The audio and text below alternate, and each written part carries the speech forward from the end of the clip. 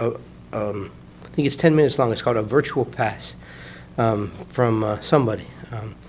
And she'll be here later tonight. So if you'd like, I've listened to it with her. Bless you. If you're having trouble finding a way to be quiet or meditate on your own, this is a very nice way to block 10 minutes. Hi, everyone. I guess we're lucky tonight, huh? You have to actually listen to me. Interesting, right? Tonight we're talking about the battlefield of the mind. And our biggest argument today is about good and evil, right? On Al's lecture or reading before, he was talking about silencing the mind, about being able to get through all of our struggles internally before we bring them external, right? And we're going to be talking a little bit about that. So the biggest thing we're talking about, again, is good and evil. Everything we have today, and I'm sorry I don't have the PowerPoint for you, but everything we have today comes from three main sources, right? We have the Spirit's book. There are three parts of it that talks about good and evil, about the moral laws, and about our ability to change our behavior. We're talking about Genesis. They have an entire chapter dedicated to good and evil. They also have an entire chapter dedicated to angels and demons, right? And we're talking about chapter 15 of the Gospel according to Spiritism, which also talks about our moral development. So we're going to focus mostly on the Spirit's book today. And from questions 614 through 648, which is the biggest part of our presentation today, we're talking about why does evil exist? Who created evil? What is evil, right? Why do we follow that path? Things like that. So according to the Spirit's book, when we ask the spirits, when Allan Kardec asked the spirits, what is evil? The answer that we got is this. What is good and evil? Sorry, that's the question. What is good and evil? Good is everything that is in harmony with the law of God, while evil is everything that deviates from it, right? Simple, easy. Cookie cutter, black and white, very easy to understand. So anything that follows God is good. Anything that deviates or that goes away from those laws is bad, right? They also say that anything we do that is good conforms to those laws, and anything that we do that is evil will infringe upon those laws, right? So we have a choice, right? The spirits tell us that we were created for perfection and goodness, right? So here's the next question that we had is, why do some spirits choose the path of goodness while some spirits choose the path of evil, right? So first and foremost, it's important for us to understand where we come from and what's our destination goal. And if you see me talk about this because that is how we need to move forward, right? We were all created equal. We were created simple and unaware. And we do have one destination, one goal, which is perfection, right? So God, being the good Father that He is, He did not just create us perfect in the sense of He didn't want us to just be in heaven playing harp, right? He created us perfectible, or with the capability of becoming perfect, but through our own will and desires, right? So when He created us, He gave us every tool we have to develop, to evolve. Through every choice we make, we will go towards or away that goal of ours. And the good thing is, that goal is the same for every one of us. So regardless of the choices we have made in the past, regardless of where we stand on the evolutionary line of our lives, we all have the exact same goal. We all reach perfection, right? Question 625 asks us, we ask the spirits, what is the best example of a moral for us to follow while we're here incarnated? And the answer is one word, Jesus, right? So Jesus is the closest to a perfect spirit we have seen on earth, but He's also an example that we can get there. We can become that type of spirit, right? It's up to us. So when I look upon myself, I know I'm far from being that kind of spirit. However, every choice I make takes me one tiny little step closer to that goal. And that's our purpose, not only through this life, but through the many lives that we have. So why do some spirits choose the path of goodness while others choose the path of evil? The spirits respond to us. Don't you have free will? Right? God does not create any spirit evil from the start. They are created simple and unaware. They are capable of both good and evil. Those who become evil have become so through their own will, they go on to explain, right? It's important to note that. So God created good, right? Anything away from good is evil. Anything away from light is dark. It's just that. So our planet of trials and expiation was created by our own selves and our own actions, right? When I throw a ball at the wall, that ball is going to come right back at me. When I do something good, it's going to have a ripple effect in my life. When I do something bad, I will have an opportunity to repair what I've done, right? That's what they're telling us. I have that ability in me, but I was given the free will to choose good and evil through every choice I made. Anytime I make a choice, right, I will conform to the goal of evolution, or I will deviate from that, knowing that we're all going to come back and merge back into the evolution of perfection. As much as I choose to walk away from that, one day I will realize that it is my goal to come back to this line, right? That's what they tell us. We do have free will, but we will all become perfect one day.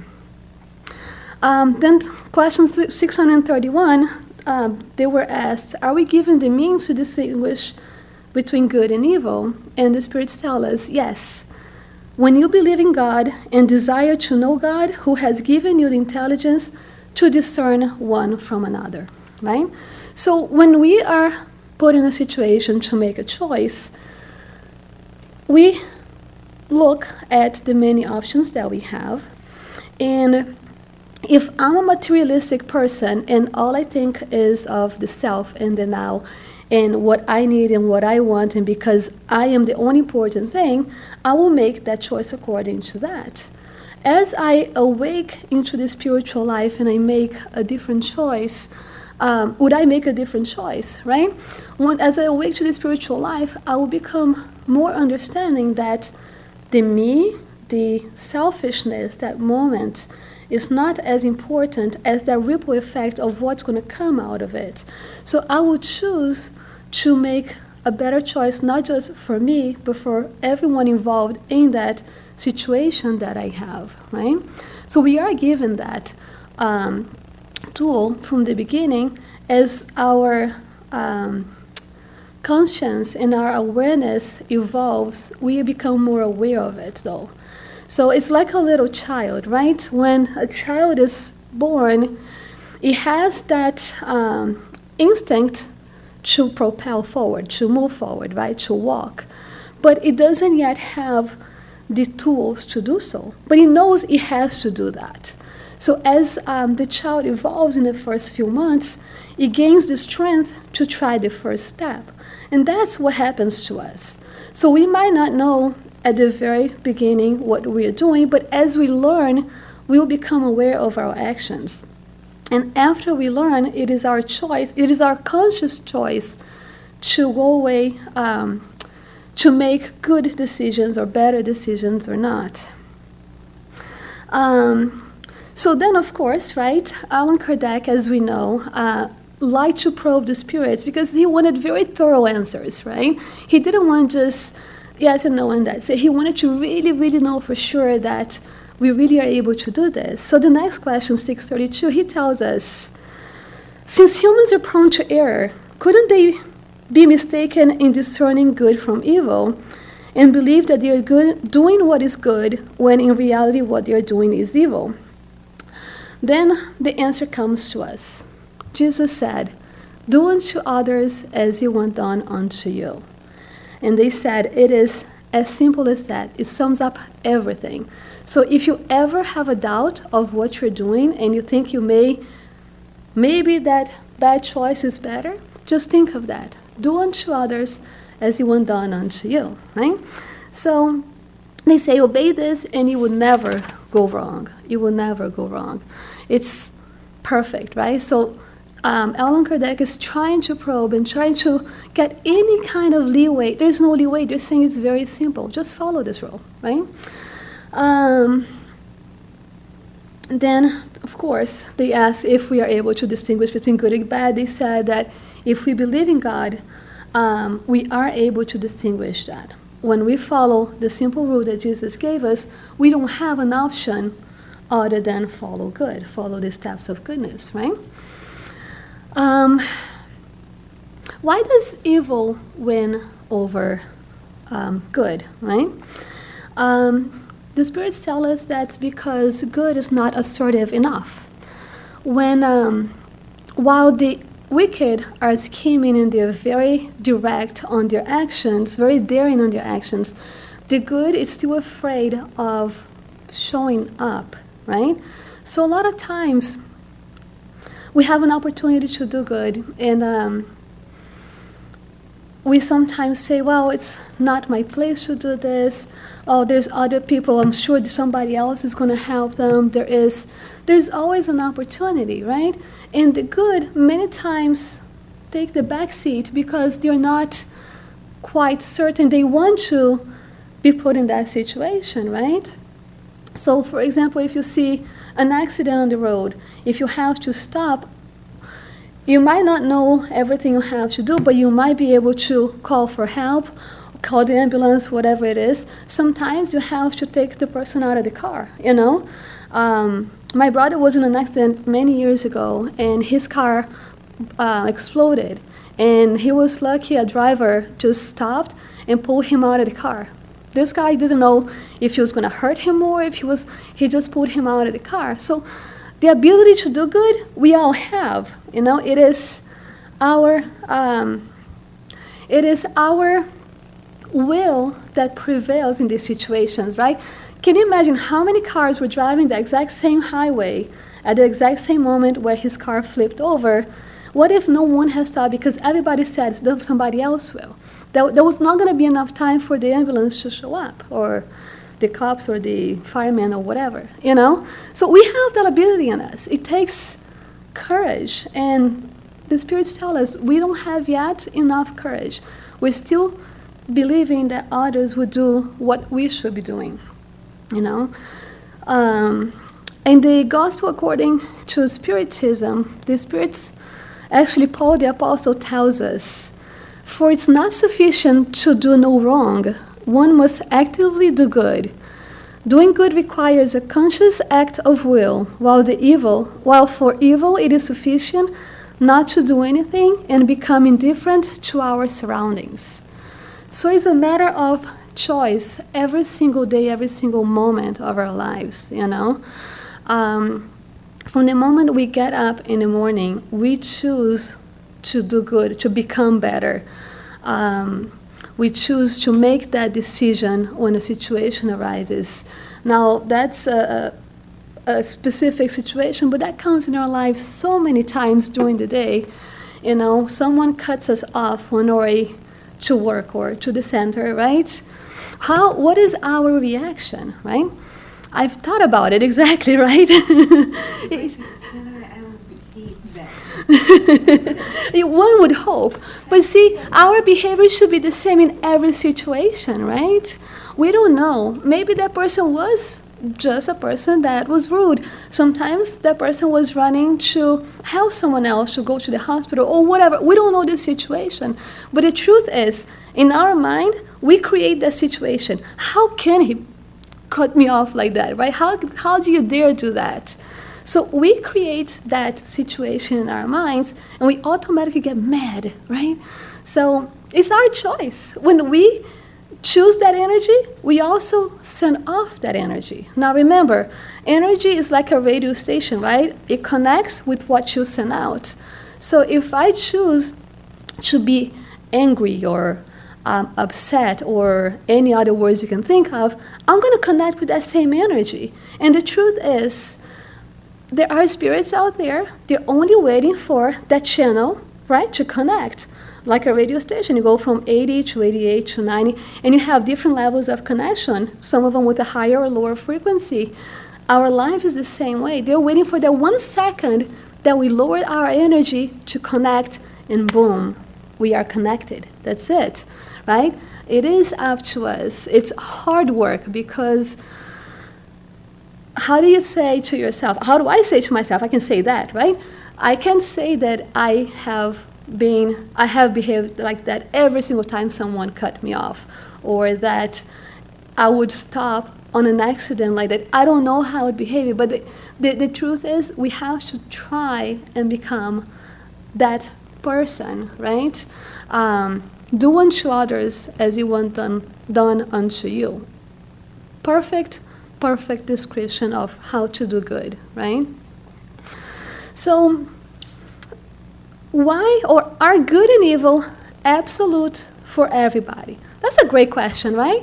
What is good and evil? Why are they absolute? Is that like a final description and that's it? So here's the answer that the spirits give us. God's law is the same for everybody, but evil especially depends on the willingness one has for doing it. Good is always good, while evil is always evil, whatever a person's position may be. The difference is in the degree of responsibility. Right? So we take a 5-year-old and we give them a quantum physics book and tell them to do exercise on chapter 23, right? Are they going to be able to do that exercise? I mean, unless if there is a genius kid, which we know there's some, but for most of us, the answer is no, right? So the degree of responsibility is based on our degree of knowledge. So, for example, when a child starts to walk, right, they're going to fall because they still don't know how to step. But as they become proficient in their actions, the possibility of them falling is much less, right? On the other hand, if I choose, once I learn, let's say I don't know that I should stop and help someone that I see sitting on the floor, and something as easy as that, right? Once I understand why they're there and we understand that there is a difficulty and maybe there's something I could do, right? A minute of my time, a dish of food, whatever it may be. Once I understand that and I see a situation come up that's the same thing, I'm responsible for helping, you see? So the more I learn, the more responsible I become. So once I know that do unto others what I want done unto you, and I don't want anyone to cut me off, right? It's my responsibility to also not cut off other people. Simple as that, right? Not really. In real life, we have to work on it. But it's exactly what they're saying. We were born, or we were created simple and unaware. And as we progress, we go through the infancy stages, right? We learn to stand up on our 2 feet. We learn to what's good and bad because our parents, or in a bigger spectrum, God will teach us through our own choices, right? So a mom will tell a 2-year-old not to touch the little outlet because they're going to get hurt, right? So we will learn the behaviors as we evolve. We acquire knowledge. So a 2-year-old has more knowledge than a newborn, 5-year-old, 15, and here we are, right? So as we learn that, so I believe absolutely that every one of us here would never ever come and try to put our hands in that outlet, ever, at this stage that we are at. Because we've learned that, either by doing it, by seeing it, by understanding what the laws of physics are, right? Right, exactly. Or we will get shocked, right? So life works like that. When we are taught, a set of knowledge. We acquire that knowledge, and we have to put it to good use. If we don't put it to good use, we get shocked, right? So we have that path to follow. We step away from that path, we are going to go through pain and suffering. Now, most of us understand that the pain and suffering will come. It is an opportunity for us to grow, to evolve. It's an opportunity for us to put back what we've only once put wrong, right? So many times a trial that we have, an illness, a loss in the family, any difficult situation we have, even though we look at it, and when I look at myself, I can be angry at God, I can be angry at the situation. Why me, right? Why do I deserve this, right? When we acquire that knowledge, the moral knowledge that Jesus came to teach us, we change that perspective, and now we look at it and say, why not me, you know? If I change that point of view and I look at the situation, I accept with resignation that situation that I'm put into. I accept that, and I'm able to move forward without blaming the world, without blaming God, without blaming my husband, my family, everything, right? It's an opportunity for growth. So it's not easy when we are put in that situation, and we have to make a choice to wake up, get out of bed every day. And that's not easy. But it's our choice to do that. You know, you can stay in bed and become depressed and blame the world and think that you don't deserve this. But if we look at our many lives that we've had, when we go through a situation like that, it's because we are learning, we are evolving, you know? And but since Jesus says he will never give us any burdens that's greater than what we can take, look at that and change that perspective, you know? We are not here to suffer. We are here for greatness. The suffering comes from our own doing in the past. Repairment, trying to make it better, amend, correct, all of these things. Any illnesses we can look at, any situation that we come across are never here because God is unfair, because life is unfair. They're here because we are ready for that test. We're here to evolve, you know? That's how we need to look at it. So that suffering we get from any situation really is to make us move forward towards perfection, to make us grow. So we are given the ability to make a better choice. Through nearly everything we go through in our lives, right? We are given that ability.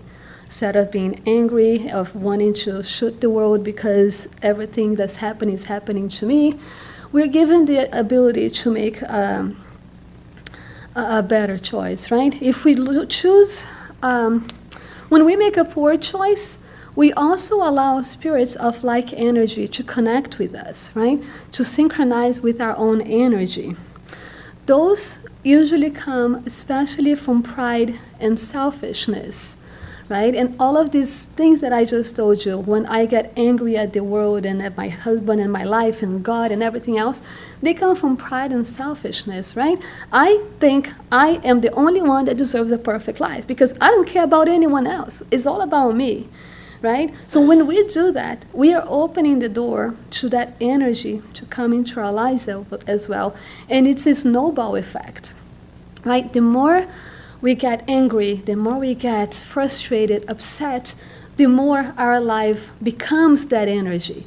And it's really hard to come out if we allow that to snowball into a giant landslide.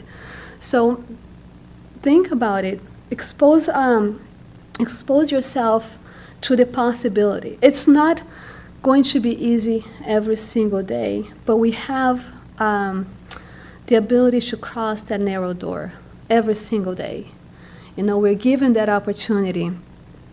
We don't need an excuse to stay on the large path, on the easy path, the suffering path, the madness path, the evil path, right? We don't have to stay there.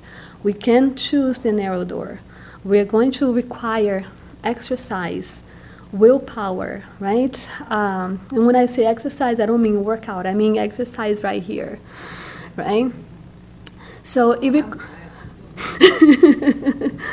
requires that we set ourselves for success. That's what it requires every single day. If we have a trial, think about it, look at that trial, and don't allow that trial to become you, you know? Use that trial as an opportunity to grow and succeed. We can do that. We are not here. We don't have a burden that we cannot carry, every single one of us. So,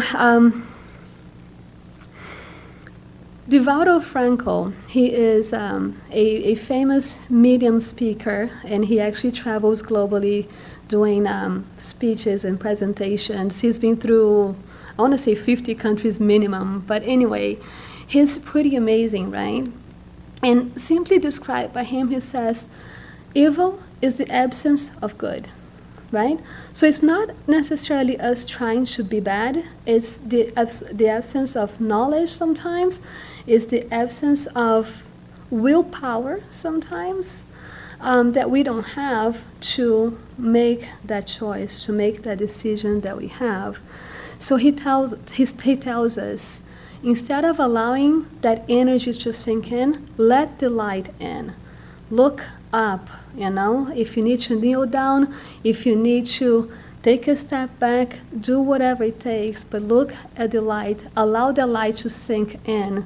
And when we do that, and we deliver that burden to God, and we ask for help to become that person that we know we are able to do, we will get the help that we need. Not have the load taken off of us, but we will get the strength to move forward. And every day, each day, when we do that, it becomes a little bit easier. So a couple of things just to finalize everything, right? We are immortal, right? Our souls are immortal. So our presence here right now is just a mere moment in the lifetime of our evolution. So that moment of suffering, that moment of despair that we have, it will pass, right? Our goal is perfection. We will all reach that goal. And it's up to me and you to decide how fast we'll reach that. It will require work. It will require that we set our minds and reset our minds every single day until we are able to overcome that pain that we feel when we think of the situation, right? Law of action and reaction. Every one of us are subject to it. So like I said about the ball, if we throw the ball, it comes right back to us. Same thing to everything we do, right? If I make a decision to do good or to do bad, it's the same energy that will come around and go around, right? They'll go around and come around. We are all subject to that same law. The laws of energy is right here. And when we connect, we turn on that signal, we connect the frequency to high or low, it's our choice. But once we connect, it is up to us to stay on that frequency or be able to disconnect and move to a better frequency. There's no injustice in the divine law, right?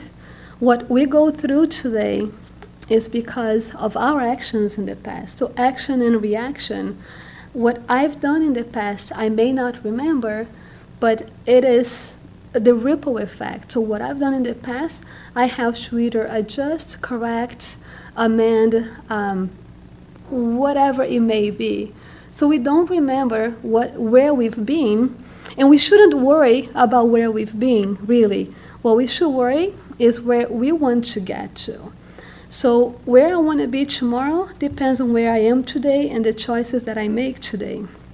So those are the main things to remember when we're talking about good and evil and the battlefields of the mind. It's our decision to move forward every single day. And just to finalize, Emmanuel, who was the spirit mentor to Chico Xavier, one of the greatest Brazilian spiritist,